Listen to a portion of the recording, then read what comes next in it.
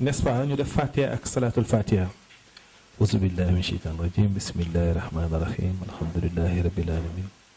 An'amta alayhim ghayril maghdubi alayhim waladdallin amin. Allahumma salli ala sayyidina Muhammadin al-fatih lima ukhliqa wal khatim lima sabaqa nasiril haqqi bil haqqi wala ila siratal mustaqim wa ala alihi haqqa qadrihi wa miqdarihi al-azim. Allahumma salli ala sayyidina Muhammad wa ala alihi wa sahbihi wa sallama taslima. Allahumma salli ala sayyidina Muhammad عدد ما في علم الله صلاة دائمة في دوام ملك الله. يا الله يا رحمن يا رحيم يا كريم يا بار. يانك يا يرم تحرك أجنة عثمان رسوم.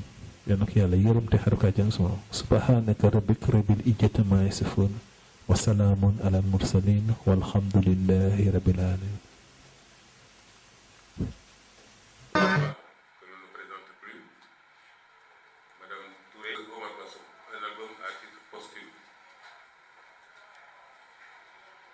Cet album a été possible grâce à de bonnes volontés qui sont investies.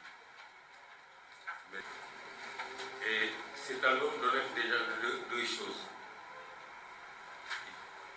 D'abord, on ne dit jamais assez que dans le cadre de la préservation de notre patrimoine musical,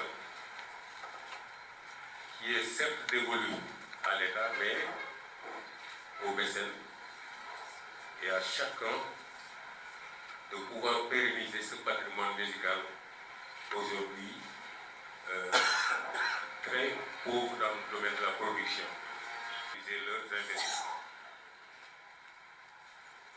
Cela nous rend heureux aujourd'hui de mettre dans ce paysage-là cette production qui certainement sera non seulement apprécié et accepté par le public, mais aussi par les chercheurs, les universitaires, etc.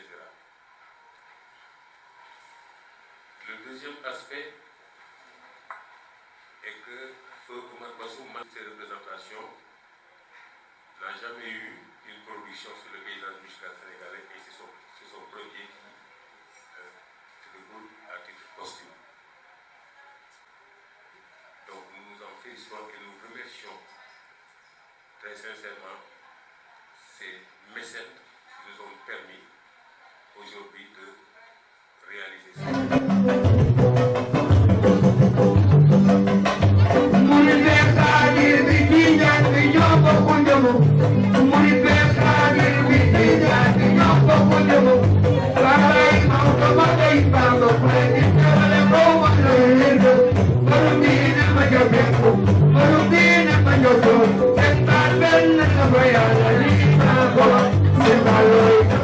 yàlla li la tuddoon danaan buy am du ko fekk mais kontaan nañ ci trop wax dëgg yàlla ba ñu ma ko waxee boobu léegi lu ma rafetlu la di ñaanal sama papa yi fi toog ñoom ñëpp parce que boobu léegi ñoo ngi déggante te boobu wax dëgg yàlla ci yoon bu baax lañ may teg di rafetlu lii daal kontaan naa trop awma daal seen fay daal jërëjëf Cheikh.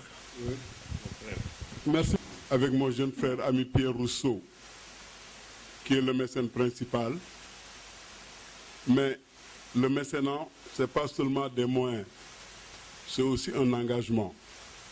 Parce qu'on a beau mettre les moyens, si Guy Sepène ne s'était pas engagé, si Alassane Cissé ne s'était pas engagé, si d'autres n'avaient pas fait autant, il n'y aurait pas cet album. Il a à titre posthume, nous avions ce projet bien avant sa mort, et nous avons décidé, Pierre et moi, de sortir l'album à titre posthume. C'est un mécénat ponctuel. Moi, je pense que le mécénat doit cesser d'être ponctuel. Autrement dit, les artistes ne sont pas des mendiants. Ça fait 5 ans qu'il y a une loi sur le mécénat d'entreprise pour la culture à l'Assemblée nationale. Toujours l'exemple des États-Unis d'Amérique où il n'y a pas de ministère de la culture. Or, les industries culturelles dépassent largement les industries automobiles. Autrement dit, Hollywood rapporte plus aux Américains que le General Motors national. La communauté culturelle artistique doit se lever. Moi, en tout cas, de mon côté, je vous représente au Conseil économique, social et environnemental. Dans notre rapport de cette année 2018 figure bien cette demande pressante de voter cette loi sur le mécénat. Pourquoi? Parce que l'État ne continuera pas, ne pourra pas continuer. Alassane l'a dit tout à l'heure, il n'y a plus de producteurs de musique. Les gens sont dans l'autoproduction. Or, on a une manne financière dans les RSE, dans les entreprises, dans les mines, dans le pétrole à venir, qui doivent servir aux industries culturelles. Autrement dit, la dimension économique de la culture. Les industries culturelles peuvent booster la croissance, parce que la culture est un facteur de développement. Les artistes, comme des gens qui tendent la main. Personne n'a évalué, depuis 1960, ce que les industries culturelles, les arts plastiques, la musique, le cinéma ont apporté au produit national brut. Si on le qualifiait, si on l'évaluait, il se rendrait compte qu'on a plus apporté que l'arachide, que l'artisanat. Donc je pense que moi je veux profiter de cette occasion, parce que le mécénat ponctuel, nous l'avons fait pour Omar, mais je n'aime pas ce mécénat ponctuel. Je n'aime pas qu'on rende hommage aux excellentes conditions par le fruit de leur travail. Et c'est possible. Des pays l'ont réussi. Le pays de Léopold Sédar Senghor, de Cheikh Anta Diop, peuvent le réussir et doivent le réussir. C'est le combat d'une génération. Et je vais terminer par là, comme disait Fanon, chaque génération assume ou trahit. Nous devons assumer, nous ne devons pas trahir. Cette loi sur le mécénat doit sortir des tiroirs de l'Assemblée nationale. C'est le plaidoyer que nous devons faire. On est en campagne électorale, tout le monde connaît mon camp. On n'a pas apporté la culture à jouer son rôle. Je crois que le mécénat d'entreprise, cette loi doit sortir. Et vous verrez, cette loi sort. On défiscalise, les gens vont... Parce que tout le monde écoute la musique. Quand les gens sont angoissés chez eux, quand les gens, aujourd'hui, Pape et Cheikh sont là, le morceau qu'ils ont chanté en 2007 est plus d'actualité. Voilà. À des États qu'on arrête, mais pour que ça se termine, c'est moins. Je n'ai rien contre le statut de l'artiste, comme le statut de l'ébéniste, du mécanicien, peu importe, forever, tout travail mérite salaire, tout travailleur mérite un statut. Mais là où il y a la manne, c'est dans le mécénat d'entreprise pour la culture. Ça doit être notre cheval de bataille. Je veux que la presse relaie ça, nous aide, parce que les journalistes culturels sont nos alliés objectifs. Même s'ils sont critiques, c'est très bien, mais ce sont nos alliés qui relaient que pour sortir les industries culturelles de leur torpeur, de leurs problèmes, de la pauvreté des artistes, la précarité, c'est un mécénat d'entreprise dans le cadre de la RSE. Merci mon frère Cheikh, toujours égal à lui-même. La grande famille des artistes, nos frères, nos sœurs qui sont là. Et je voudrais apporter un témoignage sur notre regretté Omar Bassoum. Et je peux affirmer que ses dernières prestations, ou sa dernière prestation, Il l'a faite au Conseil économique, social et environnemental.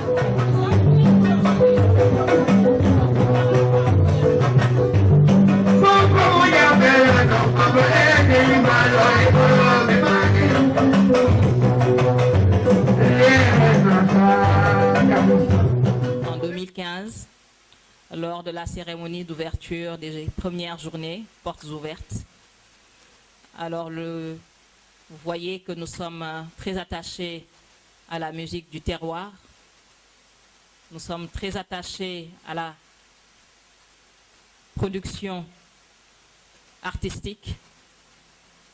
Notre président Ngaïdo vient de vous dire tout le travail et tout le plaidoyer que le Conseil économique, social et environnemental fait pour la promotion des artistes, pour que les industries culturelles aillent de l'avant, pour que l'économie de la culture puisse faire partie des pourvoyeurs de croissance, que l'économie culturelle puisse être un grand contributeur dans le produit intérieur brut, notre PIB.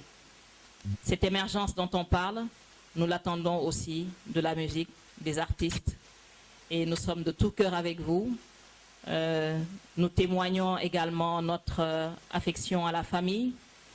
Le président de l'AMS, Daniel Gomez. Tout simplement, je me réjouis de cette initiative. On a parlé tantôt de la préservation du patrimoine. Effectivement, le patrimoine, c'est un peu ce que nous faisons pour la préserver. Nous savons qu'en dans le droit pour le droit d'auteur, sur le droit d'auteur de 2008, il y a tout un chapitre consacré au domaine public payant et au folklore. Et c'est vrai que si on regrette qu'Omar Bassoum n'ait sorti qu'on ait pu sortir son album qu'à titre posthume, quand on sait que le droit d'auteur dure toute la vie de l'auteur et 70 ans après sa mort, donc je pense qu'on peut penser au propos de Ngaïdo quand il dit on ne doit pas être dans une économie ponctuelle. Voilà, je suis tout à fait d'accord avec ça. Au-delà de ça, ce que je veux dire aussi, c'est que les acteurs prennent conscience, parce qu'il ne s'agit pas seulement que les autorités se disent que les artistes ne sont pas là pour tendre la main, mais les artistes doivent prendre conscience qu'aujourd'hui, ce n'est pas au ministère de la Culture seul qu'on s'adresse. On est en train de réclamer un statut, on est en train de réclamer une reconnaissance. Il faudrait juste qu'on sache qu'on est des professionnels, on est des travailleurs. Donc à ce même titre, c'est là où nous nous battons pour que l'artiste soit reconnu travailleur, qu'à partir du fruit de son travail, parce que tout le monde n'est pas superstar. Nous avons des artistes sur la petite côte qui touchent 2500 francs par prestation. 2500 francs par prestation. Ce ne sont malheureusement pas ces gens-là qui vont créer des industries. Ils vont être des travailleurs de la musique. Et ce que nous voudrons, c'est que ces travailleurs de la musique, au stade qu'ils sont, qu'ils puissent avoir un salaire, aller aux différentes cotisations sociales, que ce soit la protection sociale, la couverture maladie, pouvoir vraiment cotiser pour une allocation de logement. En fait, tout ce qui est dû à un travailleur. Malheureusement, l'erreur que nous avons faite pendant longtemps, aujourd'hui, il faut penser ça autrement, nous tourner, nous, artistes, musiciens, comme des travailleurs, parce que Omar Bassoum était un travailleur. Il n'est pas seulement un artiste, il était un travailleur. Dans cette pochette, on voit encore d'autres musiciens qui sont ici cités et qui ont travaillé avec lui. Ils ne sont pas allés jouer fort, non, ils ont travaillé. Et c'est pour être reconnu comme travailleur, notre partenaire, un de nos autres partenaires, c'est le ministère du Travail. Autre partenaire, c'est l'UNESCO qui défend le statut de l'artiste. Autre partenaire, c'est le Bureau international du travail. Et ça, ce n'est pas une association qui peut faire ça. Ce n'est pas un individu qui peut faire ça. C'est toute la famille artistique qui doit se mettre ensemble pour que nous puissions nous emballer dans une véritable industrie culturelle. Et bien sûr, je ne mets pas que je ne mets pas de côté le mécénat. Le mécénat doit être quelque chose qui va finir par s'imposer de lui-même parce que nous serons dans un environnement structuré et bien pensé en tant que travailleurs. Le niveau de un excellent relais pour faire parvenir ces plaidoyers à qui de droit. Donc nous en profitons pour dire que nous avons aussi l'ami fidèle qui a toujours accompagné Omar Bassoum, l'ami fidèle qui ne l'a jamais abandonné et l'ami fidèle qui a joué le khalam, Bodo Diagne, qui est un aussi des héritiers de notre patrimoine. Baydo, merci de ta présence. Donc je vais laisser Cheikh Guissé, Cheikh Ahmed Tidiane Guissé témoigner. Merci Guissé. Salam alaikum ñëpp. Et puis voilà, merci de votre présence. Hein. L'idée est géniale, vraiment géniale. Malheureusement, le fait que fait Kofi, parce que production m'a fait qu'on, il serait là avec nous à la table. Mais c'est une très bonne idée. Et ce que j'ai eu à écouter, c'est une musique, un album très décortiqué, une musique très pure et traditionnelle. Ce qu'on peut faire, c'est de prier pour que ça fasse partie des albums qui pourront être exploités, pas par un producteur international, mais dans l'international. Par exemple, dans les universités aux États-Unis, ils demandent souvent des formes de collaboration, des musiques ethniques, des musiques très dépouillées en Afrique pour apprendre leurs étudiants cette culture africaine. Et nous, on a eu la chance une fois d'être envoyés par l'Université de Dakar aux États-Unis, dans l'Université de la cité de Pennsylvanie, avec les étudiants, juste 30 étudiants pendant 2 ou 3 fois, donner des cours. Ce n'était pas donner des cours, c'était venir décortiquer les accords, comment est-ce qu'il faut composer, sur quelle gamme. Ils ont appris. Ça nous a beaucoup apporté et j'ai prié. Souhaiterais aussi que ça se passe de cette même manière pour cet album. Il le mérite. Dommage qu'il n'est pas là. Et je pense que balaa ñu fi jóge aussi dina am kenn ku jël micro bi ñu ñaanal ko parce que lii dafa mel ni tey ñu nit di génne àdduna ñu koy wàcceel kaamil sorewu ko parce que ñu ngi waxtaan ci li muy def. Et pour rendre hommage à une personne daan nañ ko wax la meilleure manière c'est de suivre ses œuvres. Donc ñun ñëpp tey Oumar moo ñu fi dajale. balaa ñu fi jóge xam naa imam Guissé dina fi joxe ñaan jaajëf. di rafetlu vraiment initiative bi ngeen def nii parce que Omar Bassoum mën naa wax ne artistes yi ma àndal yëpp moom laa ci gën a yàggal depuis bi ma nekkee xale ba léegi ba ma nekkee booy commencé jouer xalam ba léegi ñooy ànd moo ma njëkk a dugal ay jës fooyu au temps de jon tëgg première partie Central Park yow moom xam nga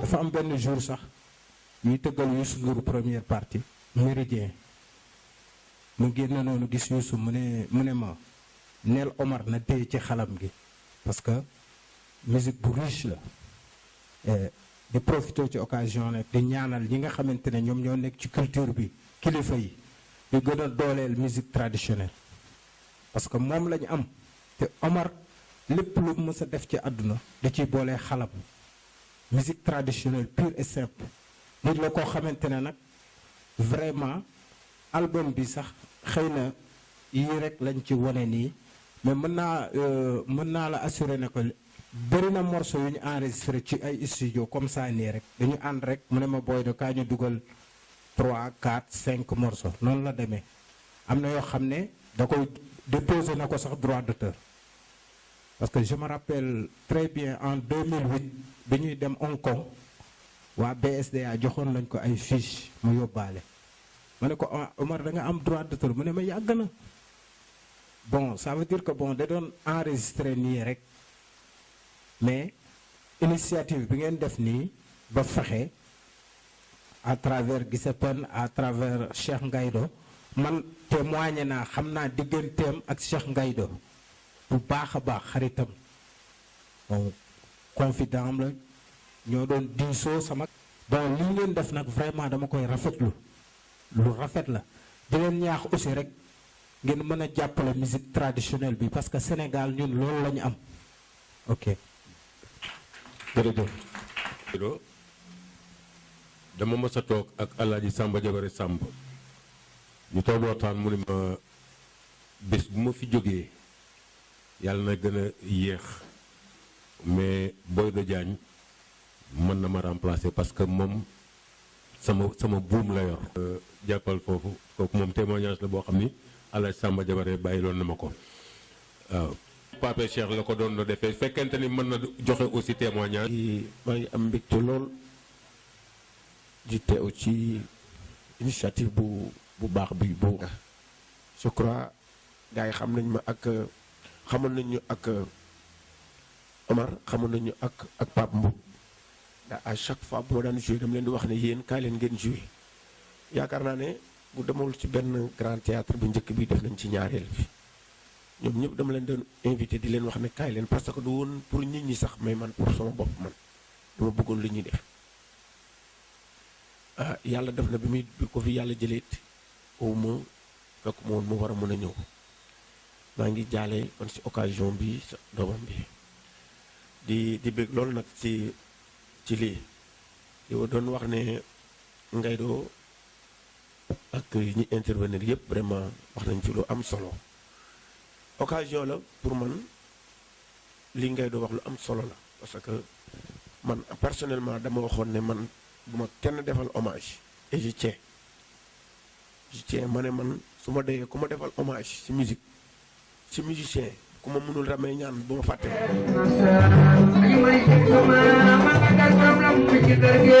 parce que musique bi ñu wax ko non doxul lii Omar Bassoum monument la Papa Mboup monument la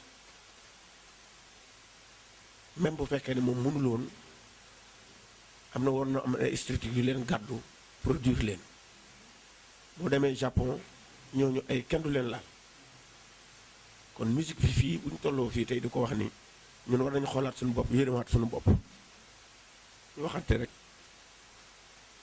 c'est pas normal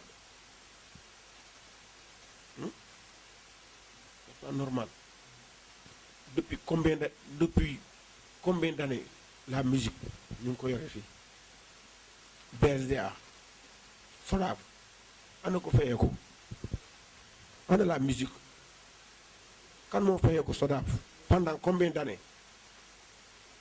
BSDA 2 fois 3 fois nga doon fayeeku ana nga te mënuñoo yelwaan ça va pas Ngaydoo je suis vraiment content mënuma wax merci.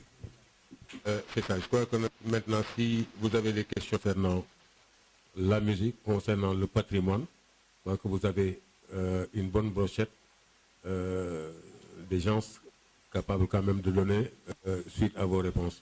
Voilà, donc on vous laisse le micro. Aujourd'hui, je suis ici à titre personnel. J'ai reçu une invitation par mail de notre ami Alassane Cissé.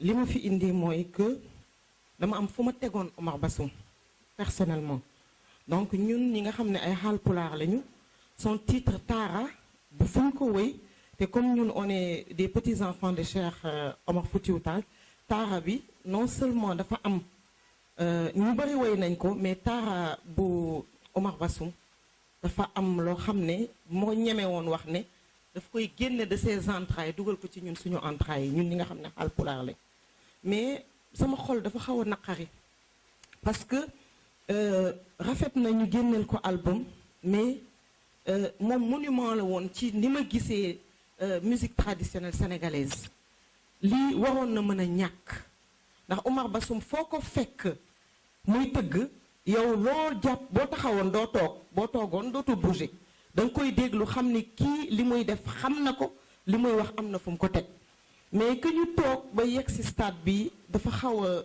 désolant dafa xaw a triste te notre cher Ngaydoo li mu wax dëgg la ku dem bitim réew gis fa culture yegg te amuñu ministre bu koy guider te gis fii nga xam ne dëkku cosaan la dëkku culture la da ngay gis ay waa bitim réew yu bari yoo xam ne suñu cosaan moom la ñu fonk ba bu ñu ñëw di def ci seen mémoire de fin d'études dañuy ñëw fii Sénégal di ko fi def si ñun ñi nga xam ne ku sol tàmm di sol vax c'est culturel.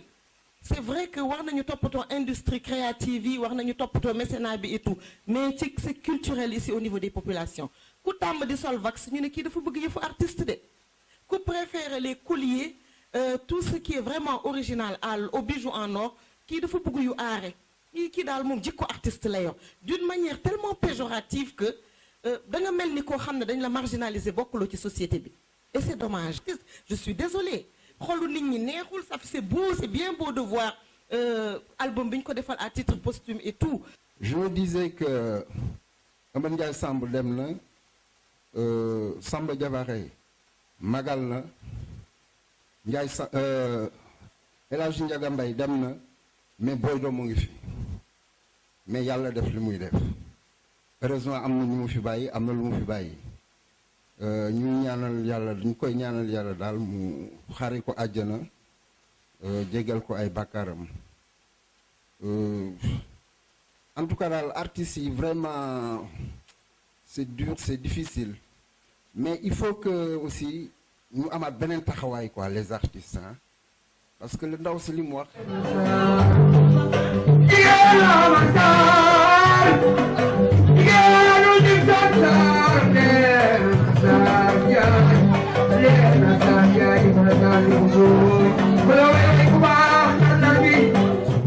En tant que jeune, ça me touche. En tant que journaliste aussi, j'ai envie de faire des investigations par rapport à ça. Mais aussi, quel rôle doit-vous jouer par rapport à tout ça? Je veux savoir, est-ce que l'État est avec vous ou bien vous êtes seul dans ce combat? Est-ce que aussi tous les artistes sont-ils ensemble pour mener ce combat? Social d'entreprise qui doivent s'inscrire dans une dynamique d'accompagnement, de production et de promotion de la culture, donc de tous les arts. Parce qu'il a dit la culture est un vecteur de développement, mais la culture également charrie le patrimoine. Et le patrimoine est un ressourcement humain.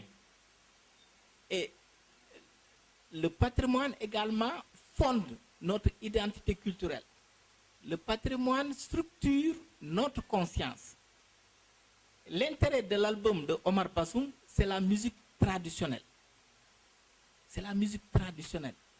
Et cette musique traditionnelle, avec les instruments traditionnels, sont menacés. Aujourd'hui, ceux qui jouent le khalam, on peut les compter sur le bout sur les doigts de la main. On parle de Boydo, on parle de Samba Diabaré Samb. C'est difficile de citer, etc. Or, le khalam est extrêmement capital. Le khalam chez les Wolof, le Oudou chez les Polars. Donc, on a des instruments traditionnels qui sont menacés et continuent. Le Bouguer Djola, le balafon Balante, entre autres. Le riti Serer, ou bien le riti Wolof, ou le Nyanyuru chez les Polars. Hein, cher Guissé. Et ça, c'est important. Ou le Djung chez les Serer. Hein, Pape, les Serer de Fim, le Djung. Donc, ça, c'est important à valoriser. L'autre élément, ce qui est fondamental, la loi sur le mécénat. Parce qu'il a cité l'exemple des États-Unis. C'est grâce à des lois comme le mécénat qui peuvent booster la culture, qui peuvent booster l'économie de la culture.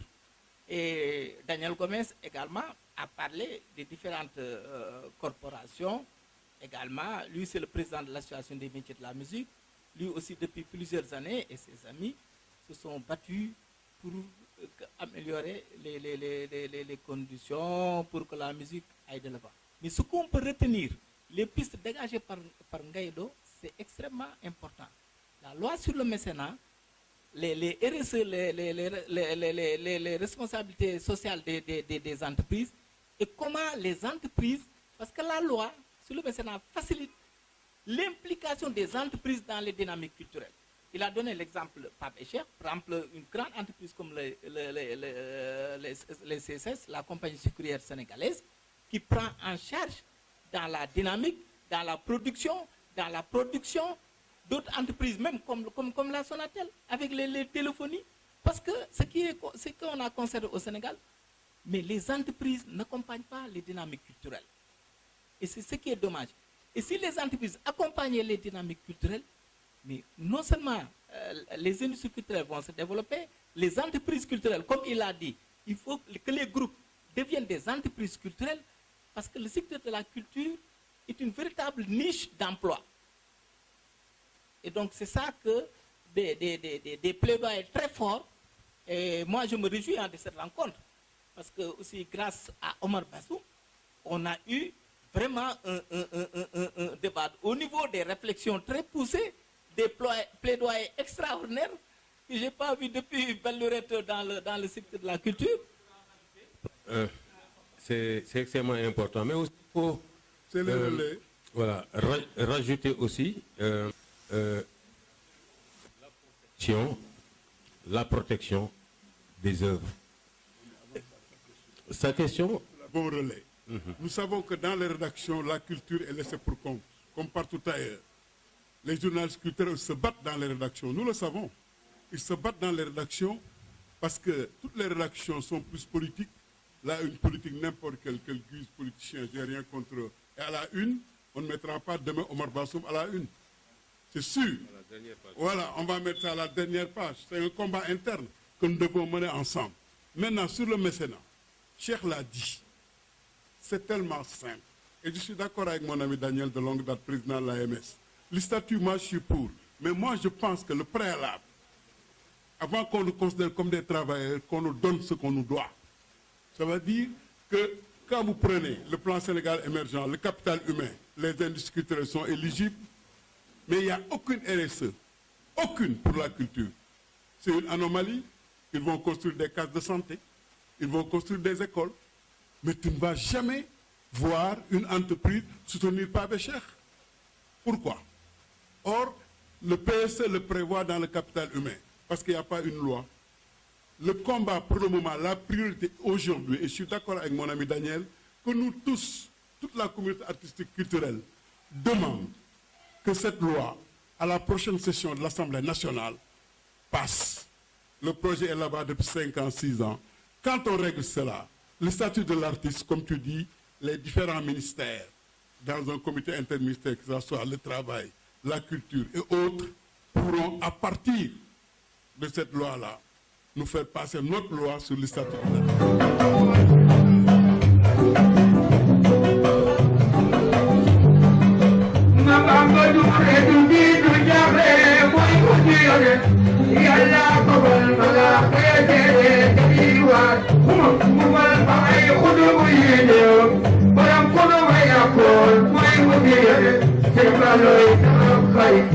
en tant que relais. Voilà. Mais donc, vraiment merci. Et comme l'a dit mon ami Ngaïdo, nous attendons où